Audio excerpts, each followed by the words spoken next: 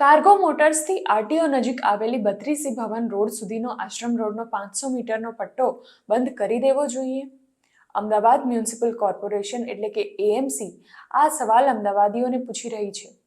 આ રોડ બંધ કરવો કે કેમ તે અંગે અમદાવાદીઓના અભિપ્રાય એએમસી જાણવા માંગે છે.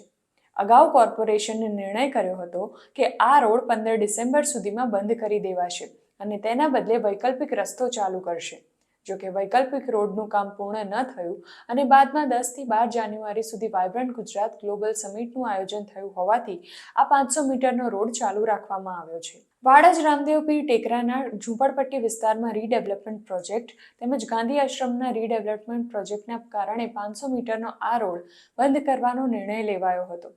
બંધ થયેલા રૂટને બદલે વૈકલ્પિક રસ્તા તરીકે કોર્પોરેશને 18 મીટરનો પહોળો રોડ બનાવવાની કામગીરી શરૂ કરી હતી.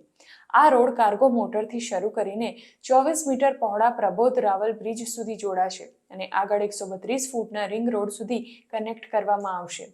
સાબરમતી નદીના પશ્ચિમ કાંઠા તરફ આવેલો રોડ હવે સીધો રામપીર ટેકરા થઈને 24 મીટરના આ રોડ સાથે જોડાશે અને ત્યાંથી રાણીપ જીએસઆરટીસી બસ સ્ટેન્ડ સુધી જશે.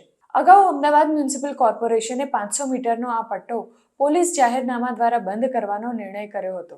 જોકે હવે વૈકલ્પિક રોડ તૈયાર થઈ જતા જીપીએમસી એટલે કે Gujarat provincial municipal corporation act 1949 અંતર્ગત જનતાના અભિપ્રાયો અને વાંધા જાણવા માંગે છે.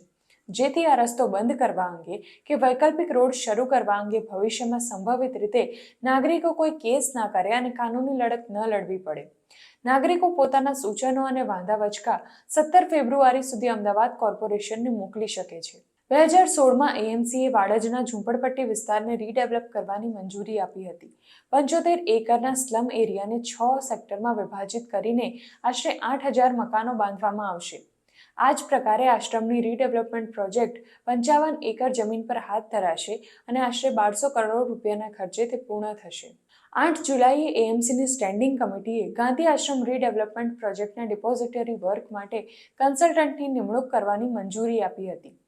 આ પ્રોજેક્ટ અંતર્ગત 29.28 કરોડ રૂપિયાના ખર્ચે પાણી પુરવઠાનું નેટવર્ક સ્થાપવામાં આવશે. 12.21 કરોડ રૂપિયાના ખર્ચે ગટર લાઇનની વ્યવસ્થા કરાશે.